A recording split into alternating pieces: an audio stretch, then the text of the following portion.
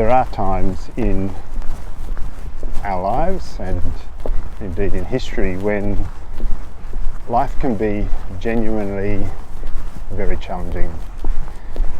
I think of the people in Ukraine at the moment, or indeed in Russia for that matter, and lots of people across our own nation who are struggling to find the money to put a roof over their head, or to put fuel in their car, or even to have a car, food on the table. Sometimes life is really genuinely very challenging. And John's Revelation, the book that we have at the end of the Christian scriptures, was written at a time that was indeed extremely challenging, particularly for Christian people, because they had the most powerful government of the known world at that time arrayed against them.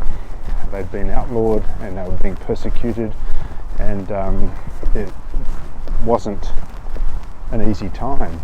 Lots of people were being martyred or murdered, and the writer of the Revelation himself had been exiled to this rock of an island called Patmos, not the most salubrious of locations to live out your days. So when we get to these final verses in the book of Revelation, really the final verses of the Christian scripture, and you can find those in Revelation chapter 22, the verses 12 until the end of the book.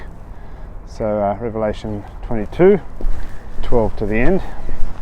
That's what we're going to look at this Sunday at Mustard Seed.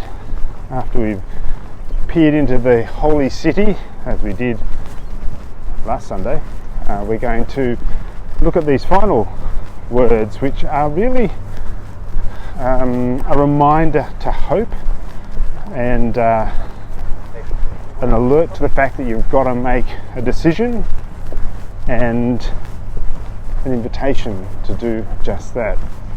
So as we come and hear these words, we hear of the Lord who is coming quickly. He's not tarrying, he's not taking his time, not distracted, not unaware of what's going on for the people.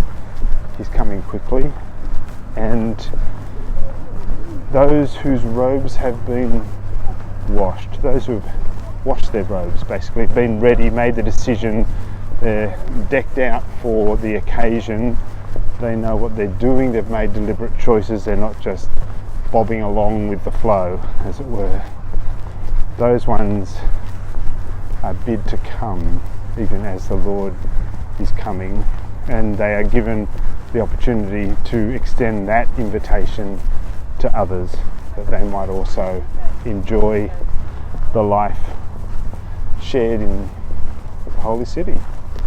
So we're going to look at that moment, the hope that we need in the midst of the challenging times, the choices that we need to make, and the invitation that is in our hands to others to make that same choice and to look for the one who is coming.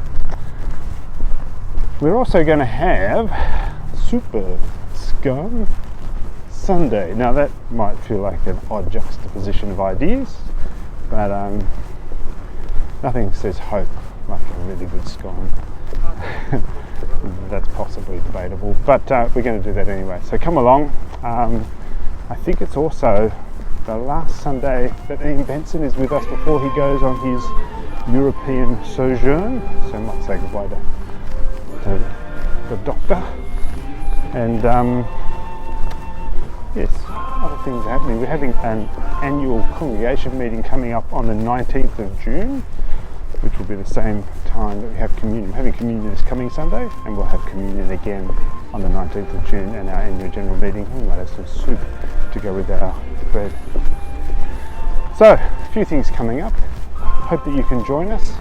Hope that you can hold on to hope no matter what the circumstances of your life happen to be at the moment, and that you can make the choices you need to make and respond to the invitation, and indeed extend the invitation to others, to the glory of God.